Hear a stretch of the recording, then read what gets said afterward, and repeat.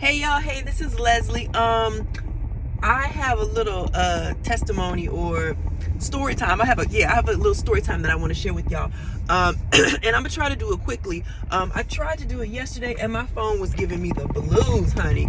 But first I want to say thank you. I can't thank y'all enough. Y'all are so just so loving and just so supportive, and we don't even know each other. We don't, you know what I mean? Like, I know that many of you are getting to know me by the little that I share, but thank you for being a part of this this ministry and listening and caring when I share what it is that the Lord has me to share and just what's on my heart.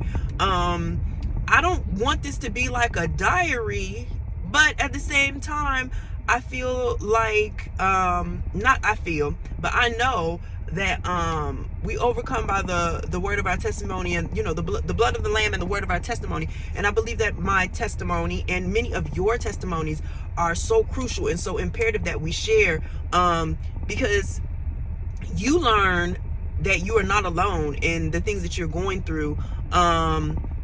And it's just beautiful to be able to find like community or people that understand, and people that will email you and say like, thank you so much, sis, I resonated with this sounds so relatable, so to what I've gone through, and y'all just encourage and strengthen me. So I pray that I'm really doing that for you as well, and just pray that the Lord just keeps giving me more to share. I want to be transparent. I was so afraid and timid to like share a lot of things because I felt like, number one, I felt like, who cares? Like, girl, don't nobody care about what you've been through. People got their own stuff they're going through, but people really do care, and people really do want to hear stories of like triumph and like I'm overcoming, or like I had a bad day, or this happened, that happened.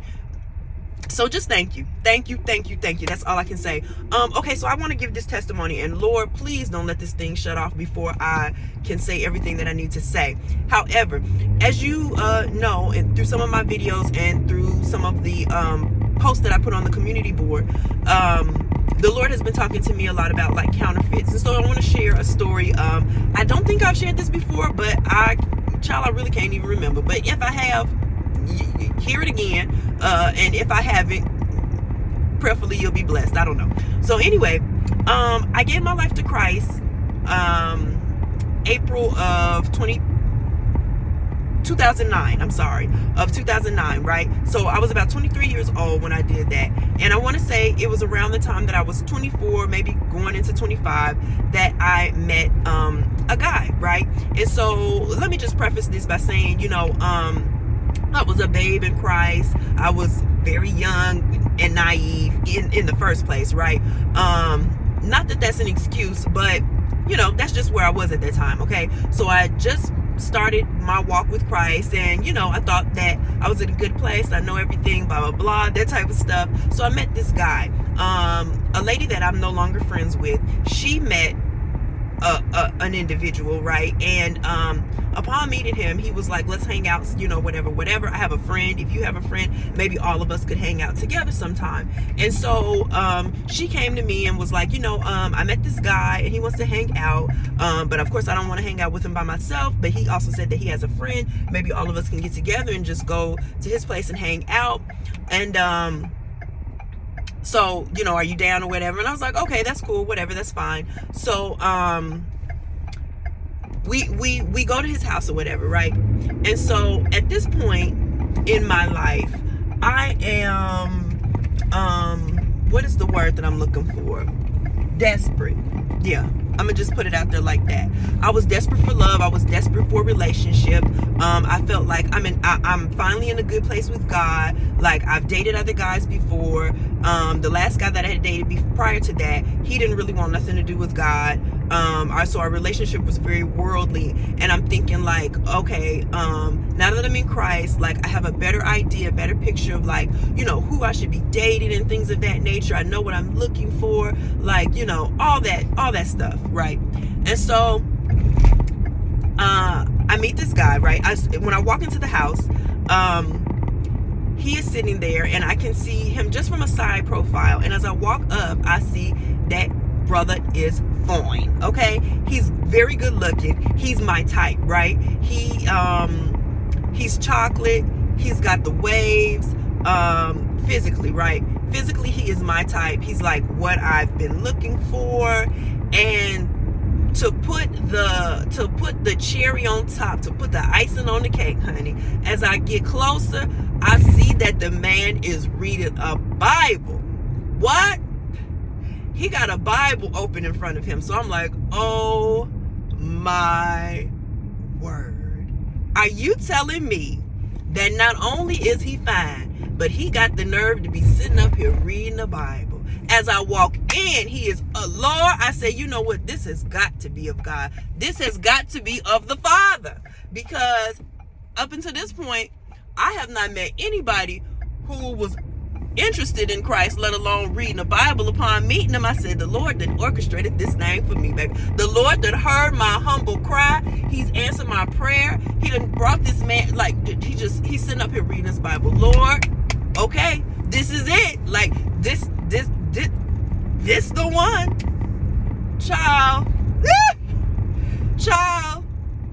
So, I see this or whatever, and we begin to talk, and he's funny, holding a good conversation. We're enjoying each other's company, whatever, blah blah blah. So we get to know each other, as time goes on a little bit or whatever, and we're dating now. We're what's the word? We are an item. We're a couple or whatever. We, some months go past. We're a couple, whatever. Exclusive, whatever that means. And so he wants to come to church with me. Okay. So I'm like, okay, cool, great, whatever. Now he's coming to church. I want to say the first or the second time that he came to the church. There was, God rest her soul, there was an older lady who was actually my pastor's mother, right? Her name was Mother West. And, she's looking at him, she's sizing him up. She was, in her 60s, early 60s, I think, around the time. And she's looking at him, she's sizing him up, and she's like, looking at him like, okay. So we're in service, and he and I are sitting down, and she's sitting a couple rows behind us. And somebody taps me on the shoulder, and they pass me a note. And I'm like, okay. So I take the note, and I kind of turn to the side because I don't want him seeing me read a note, So I'm reading the note, and this note comes from Mother West, and she wrote on the note, "He ain't the one." That's all it said. It just said, "He ain't the one." So I look back, and I knew it was from her, and the people behind me are kind of sniggling and giggling. And so I knew for sure it was her, and she just kind of gave me a look like, yeah, that's what I said. And I was instantly offended, honey. I was like, are you kidding me right now? Like, no, she did not. I know she did not. Like, did she really send me this note during service that says he ain't the one? Okay, so I just, fold the note up or whatever, and I'm just like, like, how dare she? Like, she doesn't know him. Like, I just brought him. How's she gonna, she haven't even had a conversation with him. How's she gonna sit up here and say he ain't the one? Like, no, I don't think so. So we finish on with service or whatever. Then I want to say, like, the next time we go to church or whatever, I just kind of like ignored it, didn't say anything, because I was in my feelings. So the next time we go to church, another woman, her name is Miss Lisa. She's a mentor, like a mother figure. I have known these people for years, whatever. And she's like, I don't know about, sorry y'all, I got cut off. But so Miss Lisa's like, I don't know about this one. She's like, something about him, I'm not feeling it. And so Miss Lisa is a hairstylist, right? And she was like, first of all, something's going on with that head of his. I know he got waves or whatever. She's like, but that hair too thick up under there. I don't know what's going on, but something ain't right with that hair. She's like, and then he wear a lot of like bright colors, flashy colors. She's like, he dressed like it's Easter Sunday, and it's not. So what? It's like, it's like wintertime. What's going on? I ain't feeling it. And I'm just like, wow. And now, you know, what's so funny was his hair was really, really thick under there. I don't know what was going on with the hair either. He had it waved, but for some reason, them waves was about, child, listen, them waves about this thick. I don't know. Anyhow, she called it right. And so, again, I'm offended. I'm not listening to this. I don't care that they, older women, and that, they've never steered me wrong before. I don't care. I want to be with this guy. I want everything to work out. Fast forward just a little bit, because all this has happened within like a 3-month period, or at about 3 months, right? So we get to the 3rd month, right? And God tells me, cut it. It's done. Leave him alone. Don't talk to him anymore. And I'm like, what? Like, I don't understand. Everything has been going pretty well, right? First of all, when I met the man, he was reading the Bible, right? And so, as I told you, I was very naive, and I took that to really mean something. The relationship was not at all of God, okay? Like, we was fornicating. The only thing that looked like God was the simple fact that we went to church together, but we wasn't living the relationship was not of God. The relationship was not of Christ. Like, you know what I mean? So I took one little thing and ran with it. The relationship, and he pleased my flesh more than it had anything to do with my spirit, man. Right? But it was, again, desperation. I'm saying this because a lot of you are going to encounter counterfeits, and I can't even say that the man was a counterfeit, because he never fit the bill of anything. It was simply me wanting to gratify and please my flesh, me not wanting to be alone. I had daddy issues. I wanted to feel wanted and needed by somebody. I felt like everything's in alignment or whatever. And he's somebody who I find very attractive. He's attracted to me, blah blah blah. Well, let's just do this thing, right? And so God tells me, cut it. And my response to God was, God, just let it work out. Just let it be what it's going to be. Like, can't you just make this all work out for us? Like, I don't want to be by myself anymore. Everyone around me is in relationship or whatever. And, I want to have someone that wants to be with me. Okay. Mind you, this is only 3 months in. I wasn't in love with him. He wasn't in love with me, but it didn't matter, because all I wanted was what I wanted. Okay. And I don't want anyone to be in such a place of desperation or anxious. See, that's why the Bible tells us to be anxious for nothing. I was anxious for a relationship. I was anxious to be in love, and wasn't even in love. I was in lust. Both of us, we were in lust. Okay, that's all it was. It had nothing to do with love. It had nothing to do with God. We was just sitting up straight up in lust. Okay, so be very, very, very, very, very careful, especially for many of you who know you have a marriage promise on the horizon. You know that God is telling you somebody is coming. There's going to be people who are going to come before you, and it's going to be just a little bit of what looks right, and you're going to run with it. Don't run with it. Leave it alone. Run from it.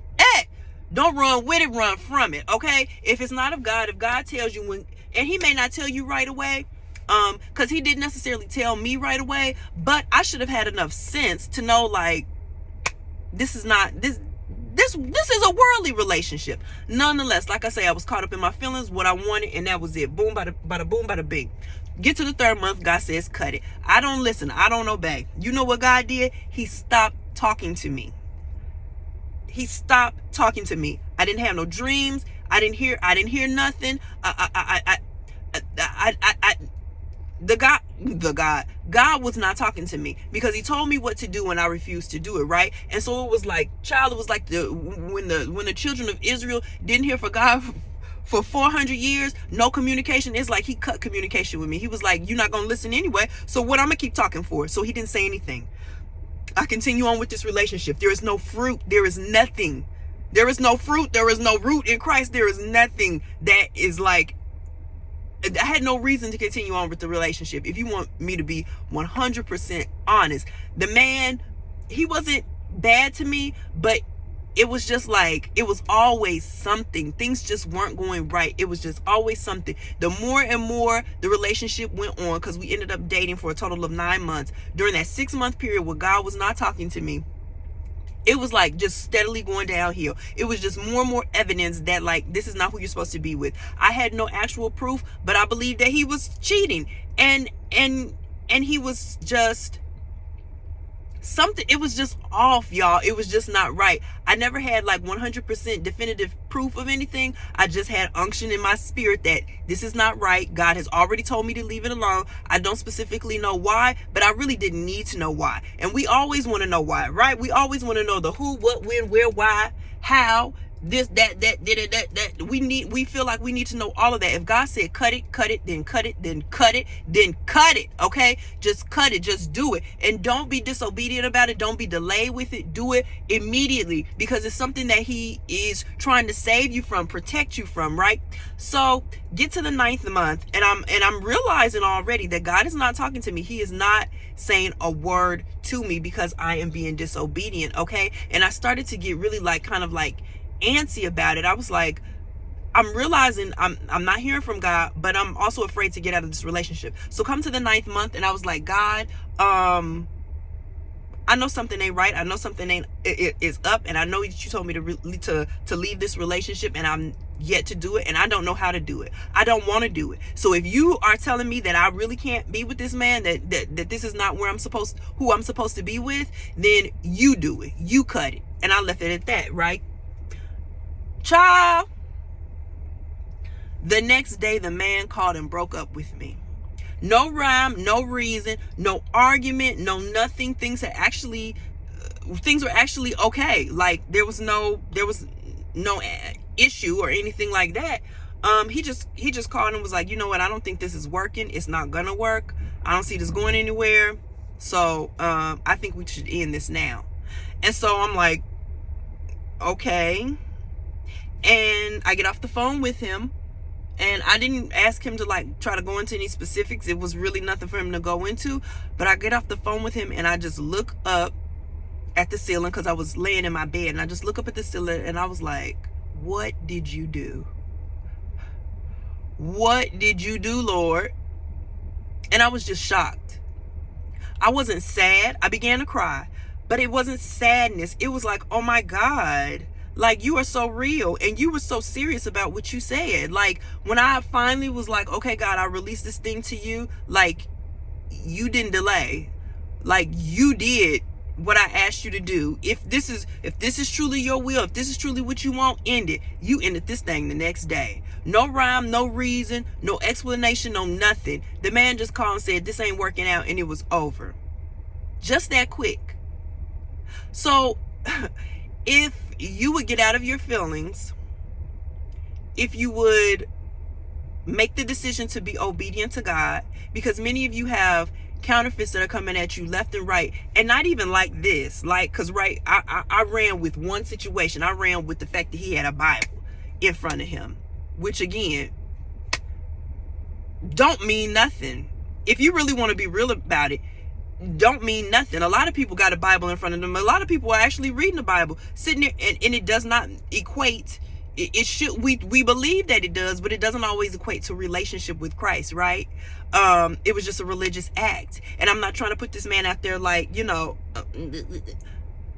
because I wasn't where I needed to be. Because if I had have been where I needed to be, I would have seen and discerned this thing from the beginning. Like, oh, he got a Bible. Okay, what that mean? Okay, let's see. Oh, okay. He's sitting here, if things ain't lining up, leave it alone. And when I would have been able to understand and ascertain and discern that this was not of God, this was not a relationship for me, right off the bat. And then if I didn't, when God told me at the 3rd month, leave him alone, I would have had a sense enough to be obedient. Like, oh God, this is you. You saying leave it alone? Let me leave it alone, because you know better than I do, right? Your ways are not my ways. Your thoughts are higher than my thoughts. But I was wrapped up in what I wanted, wrapped up in the flesh. That was the eyes of the lust of the flesh, the eyes of pride, all that stuff, right? Was too worried about what I wanted instead of what God wanted for me. Not coming to the realization that what God wants for me, what God says is for me, is much better than what my little funky flesh. You see what I'm saying? And so the man broke up with me. I'm laying in the bed and I'm looking up at the ceiling, and I'm just like, wow, God, I cannot believe that you really moved on my behalf like that. Like, it felt like love. The tears were not of sadness. The tears were of love. The tears were of complete and utter shock and surprise, because God really did that thing just that quickly. And I believe that he will do that for you too. If you really come out of yourself and say, God, like, show me. Like, I don't want to. I was honest with him. I don't want to break up with this man. I don't want this thing to end. But if you telling me that this is what needs to happen, God, then you handle it. And so, like a good father, he handled that thing, and that thing was over. Okay, so I feel like it was a counterfeit, but I don't know. Take it however you take it. All I know is I was walking in disobedience. I was falling for a fool. I was being foolish myself, and God saw, and he knew, and he wanted to protect me. He wants to protect you as his daughter, or if you're a man, as his son, as his child. He wants to protect you from what is not for you. So we got to listen. We got to open them ears, as Martin would say. Open your ears. Be receptive to what the Lord is telling you. Okay, so once this happened, it's getting a little hot in here. Hold on one second. So once this happened, and the man breaks up with me, I'm like, okay, God, I see that you are trying to do something in my life. And although I have these feelings of loneliness and, I'm so sad because where's my person or whatever, I'm going to leave this alone. I'm not going to put my hands to this anymore. I'm just going to choose to follow you and let you take care of that, because clearly I'm not good in this area. Okay. I'm just going to let you handle that relationship piece for me. I'm just going to take this time. I said, God, for the next year, or not even just the next year, but like however long you say, I'm just going to be by myself and just allow you to pull this dross, pull all this stuff that's in me up out of me, and I'm just going to focus on my relationship with you. I can't focus on a relationship with nobody else. It's got to be me and you. So for it was about almost a year. I just focused on my relationship with Christ, getting closer to him, learning his word, applying his word to my life, listening to him, hearing from him. And when I tell you, I was hearing, y'all. Like, if God said do this, I was doing this. I wasn't with nobody. Nobody was approaching me.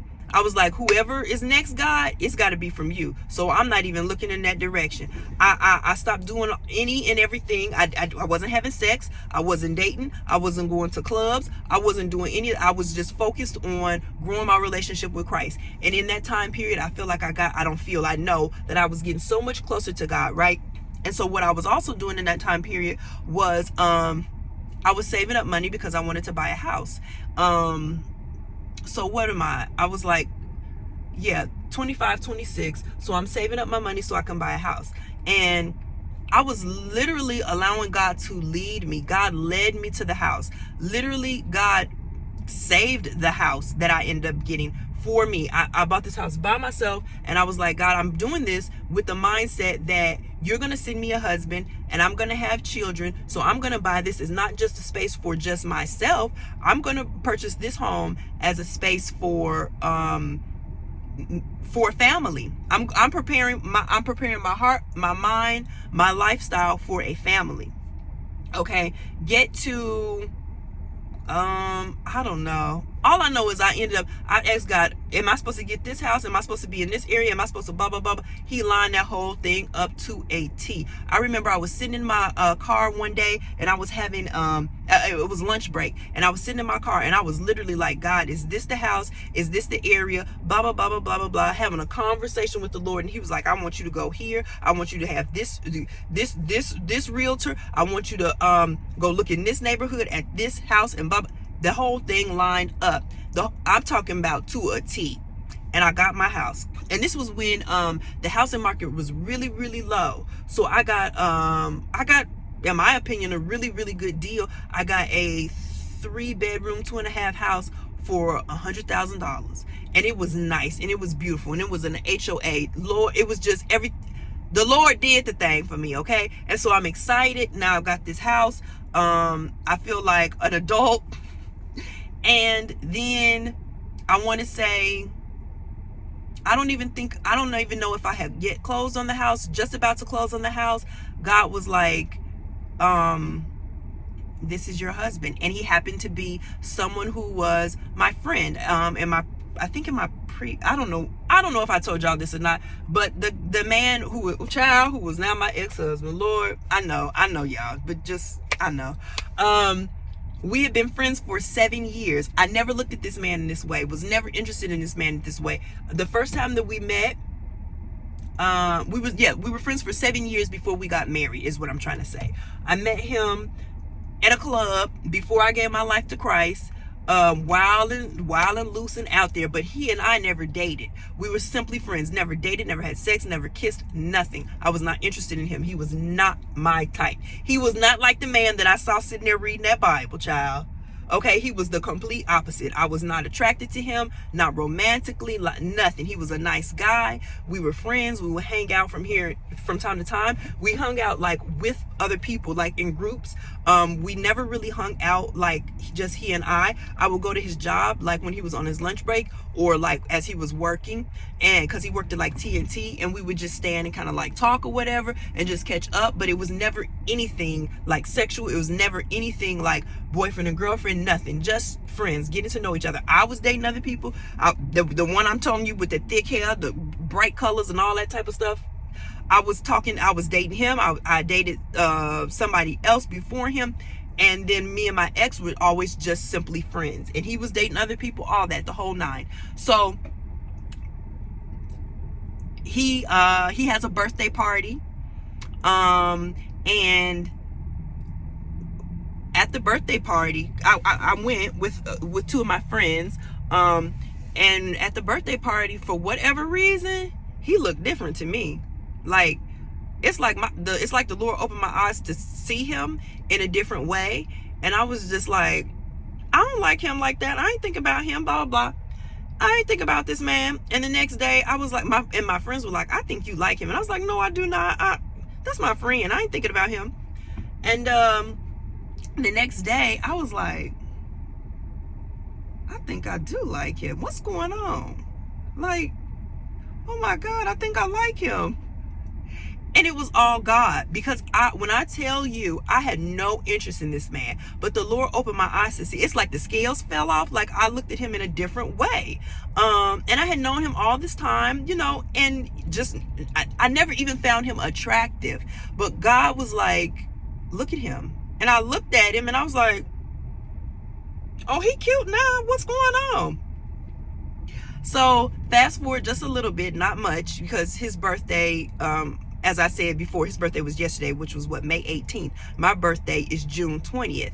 And so I think it was that year where he took me out for my birthday. And I had never had a guy take me out for my birthday. Never. Dating all these men, and it turns out that this one, who is my friend, who did like me, he always liked me from the moment he met me, but I wasn't giving him no play. I was like, no, we were better off as friends. And so he left it alone. He never pressed me or whatever. He put little clues out there, from time to time, that he liked me, but he never pressed me. So he takes me out, we go to dinner, whatever, blah, blah, blah. From then on, it was like we became inseparable. We started dating, and we only ended up dating a year. It was exactly a year, and he proposed on our 1-year anniversary. And I know that the relationship has ended, right? It's ended in divorce. It's ended in a lot of stuff. But I knew, and the Lord even told me, and I did not tell this man this until after we were married, but the Lord said that he was my husband. And again, this was a time period where I was very in tune with the Lord. And I just trusted him for that. I trusted him with that relationship. And I believe that I did marry the right person. I do believe that, I don't like to say kingdom spouse anymore, covenant spouse. I believe that's what he was. I believe that things have now transpired to where he decided he wanted to go his own way, and he no longer wanted to be in our relationship, that he wanted something else. As I said before, we all have free will, right? So, his choice. But I wholeheartedly believe that was my spouse. So many things, and I'll get into it later because I've made this longer than I wanted it to be. But so many things lined up from the time before he even proposed, but so many things lined up that just really showed me that this was who God wanted for me. And so, I am where I am now. I'm divorced. And I'm looking forward to whatever and whomever God has for me. next. And I do believe that I am in a preparation period for marriage. I don't know how long that's going to be, and it is what it is. I'm not hard pressed. I'm just going to allow God to lead me. But I say all of this to say, allow God to lead you to who it is you're supposed to be with. Don't fall for the counterfeits. Don't fall for what looks good or what pleases your flesh. I got so much more I want to say about this, but I don't want this to be super long, because I want to go back into my marriage and that whole relationship at some point. So I'll have to do that soon. But don't fall for it, girl. Don't do it. Don't do it, girl. Just because a man is going back to that guy that I dated before, I end up marrying my husband. Don't fall for it just because somebody is, and for many of you it'll be like, oh, that was easy to see. I don't know why it wasn't easy to see for me. It was just I was being so fleshly. Don't allow your flesh to get you into a relationship where God got to stop talking to you because you being disobedient, and he's got to put you in a place of where you can't hear, and he's I don't want to say he's done with you, but he's going to turn you over to what it is that you want so deeply. And until you come to him and say, like, you know what, God, I'm wrong, I repent, help me, Father, you're gonna stay in that place. And I believe that many of us have been in relationships like that. Some of you are in relationships like that right now, and I'm just imploring you, go to God and really ask him, is this what I'm supposed to be in? Look at these signs. Like, are there signs that this relationship doesn't line up with what God has told you he has for you? Have you sat down and asked God what he has for you? Are you listening? Are you being obedient? Because if you have any inkling or any doubt about what it is that you're in, this is not a time period where you have time to settle. Because what'll happen is you'll end up married to this person. You'll end up having kids with this person. You'll end up being hurt by this person. It's just so much that can happen. And I know that the Father does not want us to take the promise that he has for us, the promise of a covenant spouse, a covenant relationship, and end up with the counterfeit. Okay. It's just so important that we listen. It's just so important that we just give all this over to God. Let him make the decision. Let him point you in the right direction, because you do not have time. Life is but a vapor. We do not have time to be with the wrong person or in a relationship that is no longer serving its purpose, okay? What it's supposed to be in Christ. So yeah, that was my little story. I hope it made sense. I hope it was encouraging. Don't fall for it. Don't fall for it. Somebody's gonna come up in your face, and it's gonna look like, and that man didn't even look like Christ, if you want to be real, and I fell for it. So you may have somebody who looks like it to a T. I don't care, sis. Take it back to God. Really ask him, is this who I'm supposed to be with? Is this what you have for me? And I don't care how far deep you are into that thing. I knew a lady who, she was a week away from getting married, and something didn't line up, something didn't add up, and sis let it go. And she went on social media and was like, I know I was supposed to be getting married, but things wasn't adding up, and it's a wrap. And as hard as that may be, and as much as you may feel like, oh my God, I've got all these wedding preparations, I feel stupid, or I feel dumb, or like I done told everybody, I don't care, sis. I don't care if y'all supposed to get married in a couple of hours here. If the Lord tells you no, come up out of that thing, get away from that person, because you will spare yourself so much heartache and so much pain if you let that thing go now. There's even a woman, her name is Marshawn Evans Daniels. I can't remember. Some of you may know who I'm speaking of. She has a book that's called Believe for Bigger, I think. I'll find it and put it in the description. But she found out just days before her wedding that the man that she was supposed to be marrying had still been sleeping with his ex-wife. Okay, the woman let her know what all was going on, and so she didn't end up marrying that man. Was it painful?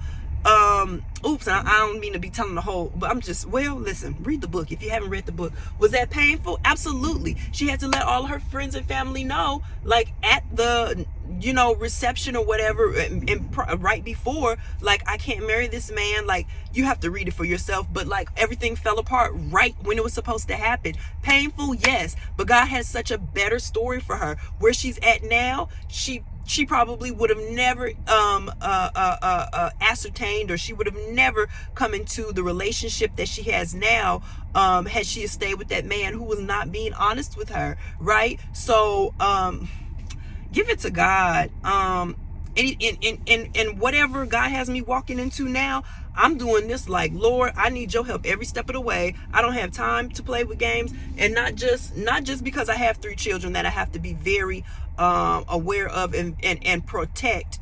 God has given me these children, but even for myself, I do not have time to be in another relationship where I come to find out, because I truly believe that was who God wanted me to be with, the man that I married. But a whole lot of stuff, when we get out of the will of God, we allow the enemy to have a foothold and to do anything in our lives, and to take us so far off track from where God has us. Again, I tell you, that'll be a whole nother story. But just make sure that you are walking with God. Right now, the counterfeits are going to come left and right. They're going to be in your face. They're going to be in your inbox. What they say, it goes down in the DM. They're going to be in the DMs. You're going to meet them at the grocery store. You're going to meet them you're going to be introduced by friends and family who have no ill intent, no ill motive, but the enemy does. And if he can get you off course just a little bit, if he can get you to be with somebody who looks so closely like what God has for you, but simply isn't. If God tells you that man's name is Carl, and here come Joey, run. Okay, you hear what I'm saying? Like, if God gives you specifics, and the specifics don't line up, if God says you're gonna meet him at 12, it's 12:11. If God says you're gonna meet him at 12:11 and it's 12:09, that ain't him. You get what I'm saying? Like, be in tune. We have to be in tune. We do not have time to waste with somebody else's spouse, in a relationship, trying to be in a whole relationship and trying to marry somebody. And that's another thing in itself. If he married to somebody else, I wish I could speak to my ex-husband's counterfeit that he's with. That's not that man was not your husband. God's not going to give you somebody else's husband as your own. Sorry. What kind of God are you serving? Like, he's not going to have you full on having sex with, in a relationship with, planning a wedding with somebody else's husband. Like that. Why would you even want to serve a God who would do you like that? Anyhow, that's all. That's it for my rant for today. I'll be back. I feel like God is telling me some other things that he wants me to share, and I've been in the book of Esther, so I will be back with that. It's just some things that he's showing me from the book, and I feel like it would be beneficial to many of you as well. Whether you're in your marriage season or not, like, you can be preparing. There's nothing wrong with preparing yourself, your heart and your mind, for whatever it is that God has with you, even if it's not yet time. So take everything I say back to God. Sit with it. If it's for you, great. If it's not for you, great. Love y'all. Talk to y'all soon. Adios.